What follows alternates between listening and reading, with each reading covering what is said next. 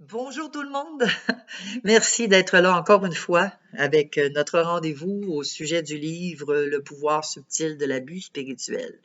Écoutez, aujourd'hui là, on va démêler qu'est-ce que c'est Dieu finalement et on va avoir une bonne image. En tout cas, j'espère vous communiquer une bonne image de qui est Dieu.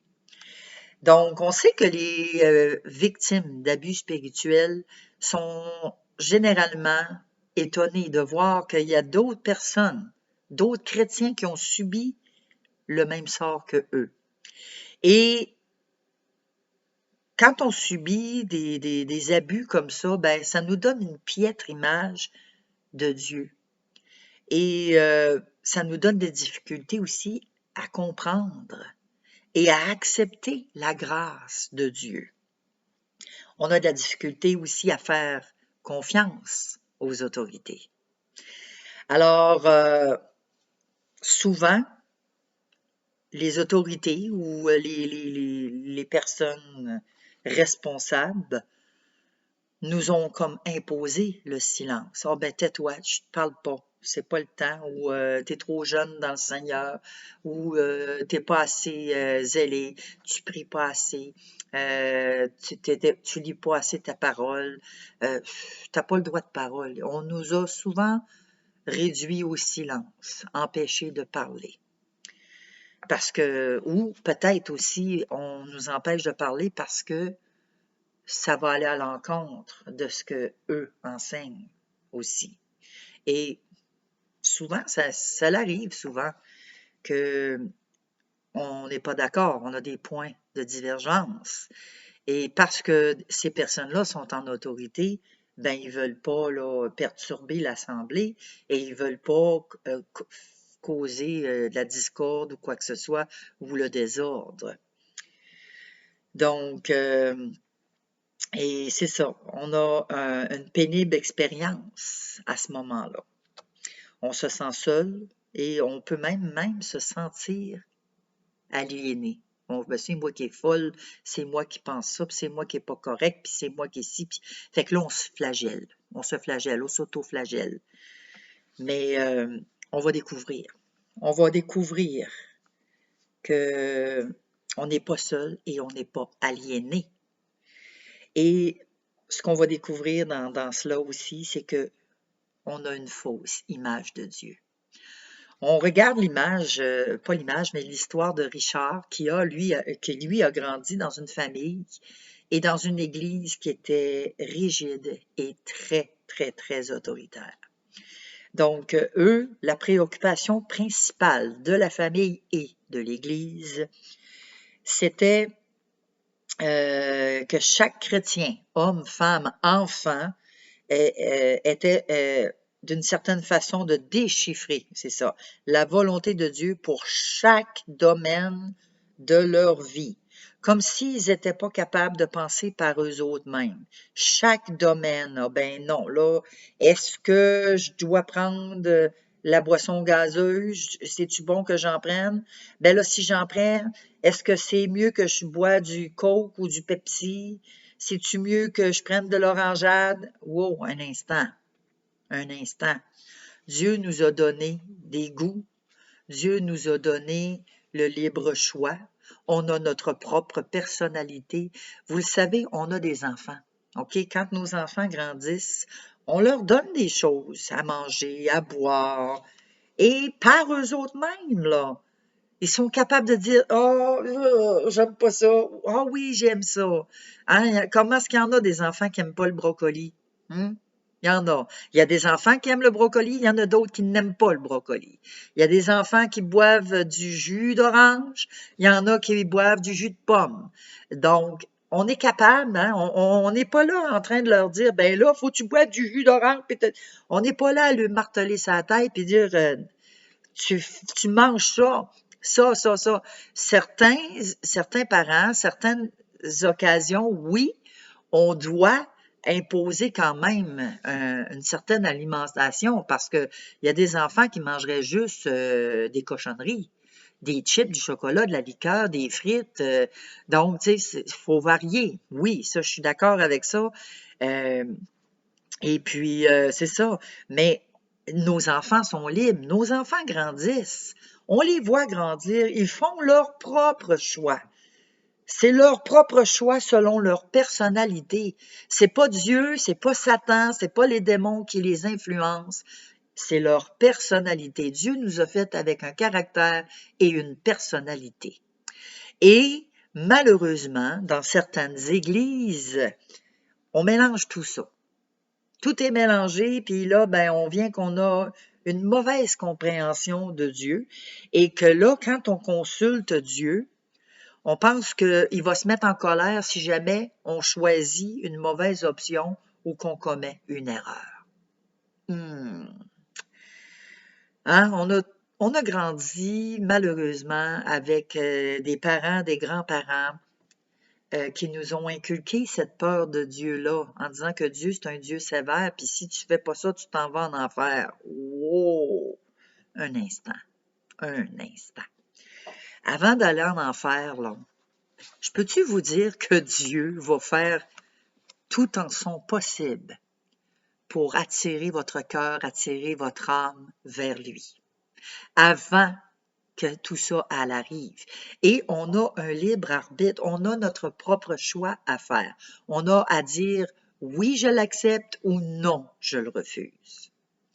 Quand on le refuse, on peut le refuser des années, des années, des années, des années, puis à un moment donné, oups, tout d'un coup, sur notre lit de mort, bon, on dit, hey, j'ai rien à perdre, puis on l'accepte, mais on n'a pas de récompense parce qu'on n'a pas œuvré toute sa vie avec lui. Mais Dieu nous ne rejette pas. Il nous ne rejettera jamais. Jésus lui-même le dit, qu'il ne jettera pas dehors celui qui vient à lui. Bon, qui vienne à lui sur son lit de mort ou pendant sa vie, pendant la vie sur terre. Il n'y en a pas de différence, en autant qu'on le reconnaisse comme Seigneur et Sauveur. Alors, Richard, lui, il plaçait des toisons, souvent, devant Dieu. Puis ça nous a été beaucoup enseigné, hein, aussi. En tout cas, je parle pour moi, là. Ça l'a été beaucoup enseigné. Ah ben, mets des toisons, fais des jeûnes, fais des prières. Ah ben là, si t'es pas exaucé, c'est parce que tu as une petite foi. Ta relation avec Dieu est pas assez bonne. Tu lis pas ta Bible. T'es pas consacré. On entend souvent des choses comme ça. C'est malheureux, vraiment malheureux de propager des mots. Ça, c'est des malédictions. Moi, j'appelle ça des malédictions. Et on sait que la parole de Dieu le dit, que notre langue a le pouvoir de bénir et de maudire. Tout ce qui sort de notre bouche, il faut faire attention parce qu'on peut donner des paroles destructrices. Et c'est malheureusement le cas de ceux qui ont subi le pouvoir subtil d'abus spirituels. Des paroles qui ont été dites subtilement et qui ont réussi à percer et à ronger comme des fourmis charpentières qui rongent le bois là, à l'intérieur. Là. On voit une maison, mais on ne sait pas que cette maison-là est mangée dans les murs par les fourmis. Ben, c'est exactement la même chose. Les paroles subtiles qui nous sont données nous rongent comme ça, et souvent on s'en rend pas compte. Puis à un moment donné, ben, on est retourné dans le monde, ou on a arrêté d'aller à l'église, ou on ne croit plus. On ne croit plus à la grâce de Dieu. C'est malheureux. Alors, Richard, c'est ce qu'il faisait. Il était persuadé d'avoir la solution, que lorsqu'il mettait des toisons devant Dieu, qu'il s'en allait dans la prière jusqu'à ce qu'il soit persuadé d'avoir découvert des plans de Dieu pour sa vie. Tu sais, c'est une obligation. Les gens nous obligent à faire telle chose. Ah ben là, t'as peut-être pas assez jeûné. C'est ça, là. C'est pour ça là, que t'as pas de réponse. Là. C'est étrange, dit-il un jour, Richard, qui dit. Chaque fois que je croyais avoir découvert la volonté de Dieu, je pensais qu'il allait immédiatement changer d'idée pour quelque chose de différent, qu'il me demanderait de découvrir simplement pour me garder occupé ou enfin de ne pas me laisser devenir paresseux. Ça, je trouve ça extraordinaire, ce petit bout de phrase-là, parce que moi, je connais des pasteurs, j'en ai connu, et non pas seulement des pasteurs, mais je connais aussi des chrétiens, des chrétiennes, une sœur chrétienne entre autres et un pasteur entre autres, qui étaient comme des girouettes. Moi, j'appelle ça des girouettes, les girouettes de Dieu, mais c'est pas des girouettes de Dieu. C'est des girouettes qui changent d'idée à tout bout de champ. Et qui disent, ah ben, Dieu voulait ça, puis non, finalement, c'est pas ça que Dieu voulait. Puis, vous savez, quand Dieu nous donne un projet à cœur, et Dieu nous dit dans sa parole de chérir ce projet-là et de persévérer, nourrir notre projet. Dieu, il change pas de plan, puis il change pas d'idée comme une girouette à tout bout de champ. OK? Ça, on appelle ça des barques là, qui sont portées à tout vent de doctrine là, d'un côté puis de l'autre. Ah, ben là, le vent souffle comme ça, je m'en vais comme ça. Le Saint-Esprit me dit que c'est par là qu'il faut aller. Ah, ben non, oups, là, on s'en retourne par là, parce que là, c'est là que... Wow, un instant. C'est pas une girouette, là. Saint-Esprit, quand il donne une ligne de direction, Dieu te donne un ministère, Dieu te donne une ligne de direction, accroche-toi à ta ligne de direction.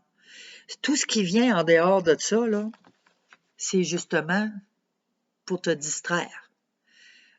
Ta ligne de direction, là, mets-toi des œillères comme un cheval, là, puis fonce. C'est ça. Saint-Esprit, puis Dieu m'a envoyé là. C'est là qu'on s'en va.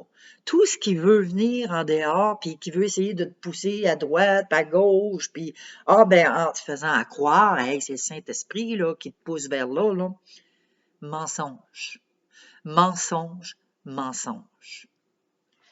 Quand Dieu dépose un projet dans notre cœur, le projet prend racine, le projet fleurit. Et faut pas laisser justement toutes sortes de choses venir éteindre ce que le Saint-Esprit a déposé en nous. On peut constater facilement comment une mauvaise compréhension de ce qu'est la croissance spirituelle peut affecter notre vision de Dieu de manière à ce qu'il devienne, à nos yeux, une autorité exigeante et imprévisible. Quand on voit, puis surtout, tu sais, qu'on a des projets, puis on commence à en parler, puis, eh ben non, c'est pas de Dieu, ça, ce projet-là. T'es sûr que c'est de Dieu, là? Hey, non, faut que tu t'en ailles en prière, faut que tu pries, puis si c'est vraiment de Dieu, mets des toisons, mets-y des... Wow, là, ouhou! Qui enseigne ça, ces choses-là, là? Mensonge. Encore une fois, les ennemis qui viennent et qui veulent faire paraître que Dieu il est exigeant et qu'il est imprévisible. Hey, wow! Une image déformée de la personne de Dieu est un indice d'abus spirituel. Fait que j'espère que ça va vous réveiller un petit peu, que ça va allumer une petite lumière, me dire OK, j'ai une image déformée là, de la personne de Dieu. Comme dans le cas de Richard, Dieu n'est jamais satisfait et il continue sans cesse à fixer des objectifs de plus en plus hauts afin de pouvoir vous démontrer à quel point vous êtes limite. Ça, c'est une image déformée. OK?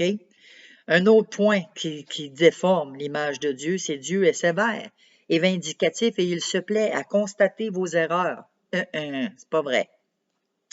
Il peut pointer vos faiblesses, vous punir et vous humilier. Non. Ça, c'est une fausse image. C'était déformé. C'est pas Dieu. Dieu n'est pas comme ça. Un autre point qu'on peut réussir à croire, Dieu est apathique. Il voit les gens blessés et maltraités, mais il ne fait rien pour les aider. C'est pas vrai non plus. Car cela l'obligerait à contester une autorité ou une structure. C'est pas vrai non plus. Parce que Dieu a envoyé Jésus sur la terre pour guérir ceux qui ont le cœur blessé, brisé. Non seulement ceux qui ont le cœur brisé, mais il est venu pour guérir ceux qui sont malades. Il dit lui-même, ce sont les malades qui ont besoin d'un docteur. Ceux qui se portent bien, ils n'ont pas besoin de médecin. Donc, on est malade, oui, intérieurement, on est malade parce qu'on se met à croire toutes sortes de choses qui n'est pas de Dieu. Quand je vous dis, hein, si Dieu nous inculque et nous souffle un projet dans notre cœur, on doit s'accrocher à ce projet-là. Peu importe ce qui peut arriver. On le voit dans les Écritures, dans l'Ancien Testament. Abraham, Moïse. Moïse a été 40 ans dans le désert. Il a été exilé parce qu'il a tué un Égyptien qui maltraitait son peuple. Il s'est exilé. Il a été 40 ans. 40 ans dans le désert avant de commencer à rentrer dans le plan de Dieu. Fait qu'on ne se décourage pas, hein? Ça ne veut pas dire que ça va prendre 40 ans, mais ça veut dire qu'on doit persévérer, puis qu'on doit s'accrocher parce que ce qui a été planté dans le cœur à Moïse, dans le cœur à Abraham, même Joseph qui a été vendu par ses frères, jeune, Dieu lui donnait des visions, lui donnait des rêves, et il s'est toujours accroché à ça, même s'il comprenait pas que ça voulait dire que il se prosternait, là, les germes de blé se prosternaient devant lui. Pensez-vous que Joseph, jeune comme ça, il comprenait tout ce que ça voulait dire? Non, il comprenait pas. Mais une chose qu'il faisait, c'est qu'il s'accrochait parce qu'il savait que c'était Dieu qui lui avait donné. Fait qu'on doit faire la même chose, on doit s'accrocher à ce que Dieu nous a donné. Une autre forme d'image qui est déformée de Dieu, Dieu dort. Il n'est même pas conscient qu'il y a des gens blessés et maltraités. Hein? Voyons donc, Dieu dort, Dieu ne dort pas. Dieu est éveillé et près de nous. Il est conscient de ce qui vous arrive et il s'intéresse à vous, mais il est sans force et incapable d'aider les gens blessés et maltraités. Voyons donc, sans force. On chante que Dieu est tout-puissant. Ça, c'est encore une image déformée de la personne de Dieu. Je pourrais vous en nommer encore des raisons, des façons dont Dieu est déformé. Que Dieu est constant, est inconstant. Dieu, il n'est pas inconstant comme un enfant. Nous, on est inconstant, mais Dieu, il est fidèle. Il est juste et fidèle. Ses humeurs sont toujours pareilles. Il y en a qui vont dire, ben, oh, Dieu, il change d'humeur en fonction de vos moindres manquements. Non, c'est pas vrai. Faux, c'est archi faux. La réalité, c'est qu'il est, il est la source de notre force. Dieu est la source de notre force, OK? De notre restauration et de l'amour. C'est ce qu'il est. Dieu veut nous relever, nous restaurer. Dieu nous aime d'un amour inconditionnel. Et c'est ce qu'on a de la difficulté à accepter. On a de la difficulté à accepter que Dieu nous aime méchant comme on est. Hein? Comment est-ce qu'il fait pour m'aimer? Je m'aime même pas moi-même. J'ai de la difficulté à m'aimer moi-même. Dieu t'aime. Dieu t'aime. C'est pour ça qu'il t'a donné Jésus-Christ. Jésus, il est venu pour toi, par amour pour toi, puis pour moi aussi. C'est toujours vers lui que nous pouvons courir, vers Dieu, vers Jésus, quand on est tenté ou lorsque nous sommes tombés. Parce qu'il ne nous juge pas, il ne nous condamne pas. Vous savez, moi je vois ça, là, je vois l'image, là, quand un enfant tombe dans le chemin, qui tombe dans la cour, puis là, il pleure, puis c'est où qu'il va, l'enfant? Il va-tu se cacher en arrière d'un arbre en pleurant? Il va-tu se cacher en arrière de la maison? Quand il a tombé, l'enfant, qu'est-ce qu'il fait? Il court, il s'en va voir maman ou il s'en va voir papa en pleurant. Puis qu'est-ce que papa puis maman fait? Hein? Ils le prennent dans leurs bras, puis ils le consolent. Ils l'embrassent, puis ils essuient les larmes, puis ils regardent le bobo, puis ils soignent le bobo s'il y a un bobo.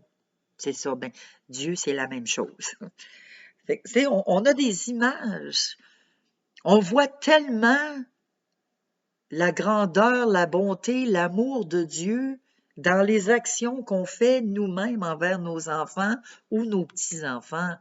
Imaginez-vous, méchant comme on est capable de faire des bonnes actions comme ça. Dieu, il est extraordinaire. Dieu, il veut pas notre mal. Dieu veut pas euh, nous faire tomber. Dieu veut pas qu'on soit malade.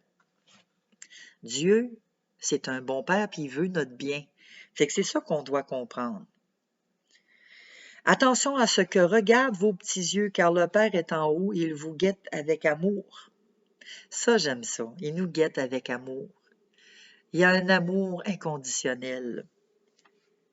Fait qu'il faut faire attention à ce qu'on croit. Il faut faire attention vers qui qu'on va se tourner, vers qui qu'on va se confier. Parce que c'est pas tout le monde qui va nous encourager selon la parole de Dieu, qui va nous encourager avec des paroles d'amour, des paroles d'édification, des paroles qui encouragent, et non pas des paroles qui vont nous écraser. Ouais, mais t'es sûr que c'est de Dieu? Non. Ça, si vous avez des gens comme ça dans vos entourages, là, tassez ça de là. Même si c'est dans votre famille, tassez ça. On n'a pas besoin de ça. Nous, ce qu'on a de besoin, c'est qu'on a vraiment besoin des personnes qui vont nous encourager, qui vont nous édifier et qui vont nous aider à grandir et à nous lever, à rentrer dans notre appel. C'est ça qu'on a de besoin. Alors, c'est ça. On parle, bon, il y avait des chants aussi, certains chants que, bon, l'église que je parlais, l'église à Richard, là, qui, elle, cette église-là, est très sévère, stricte, et ils chantaient des chants. C'est pour ça qu'il faut faire attention aussi, hein. Certaines églises, là, il y a des chants que, je me demande pourquoi qu'on chante ça, mais en tout cas. Ici, il y a un chant. Il faut être sage et ne pas pleurer. Si tu veux le voir, il ne faut pas bouder. Il parle du Père Noël va venir ce soir. Voyons donc, un Père Noël. Ça, c'est encore des mensonges. Père Noël. Dans son petit livre, il regarde bien si tu es aimable ou si tu es malin. Jésus-Christ peut revenir ce soir. Il te voit quand tu dors. Il te voit à ton éveil. Il sait si tu es mauvais ou bon. Alors fais bien attention. Ça, on voit, c'est anodin, hein? C'est des petites paroles contines qui chantaient là, dans une église là, pour enfants.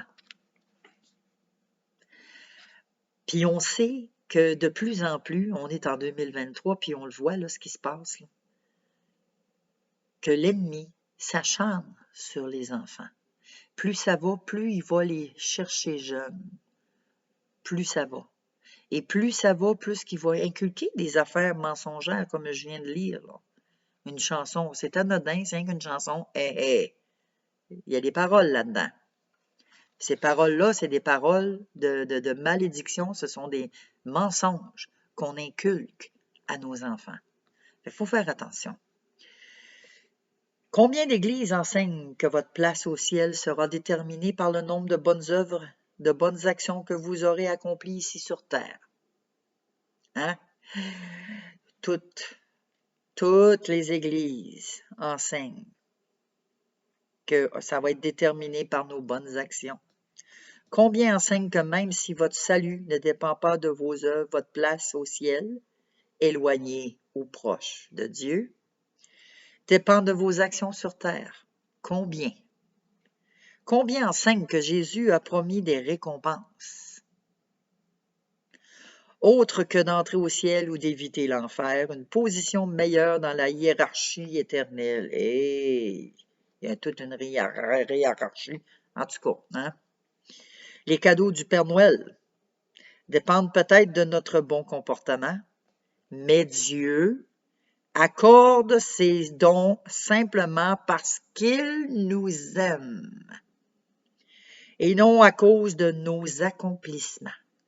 Fait que quand on dit là qu'il y a des églises là, qui nous enseignent là, que bon, ben là, c'est ça, c'est les bonnes actions, ils nous obligent à faire des bonnes actions. Oui, c'est bon des bonnes actions. C'est bon.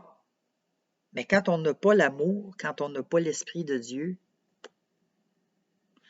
le monde dans le monde fait ça, des bonnes actions. Tout le monde en fait des bonnes actions. Tout le monde. Il n'y en a pas de différence. La différence qu'il doit y avoir, c'est que quand on fait des bonnes actions, on le fait par amour. Parce que Jésus nous a aimés, parce que Jésus a donné sa vie pour nous. C'est ça la différence. On le fait parce que c'est notre bien-aimé. Il nous aime. Même si on est assis dans la maison chez nous puis qu'on fait rien, ben il nous aime pareil. Voyez-vous, il y a des saisons, hein? Il y a 4 saisons. Printemps, été, automne, hiver. On n'est pas tous rendus dans la même saison.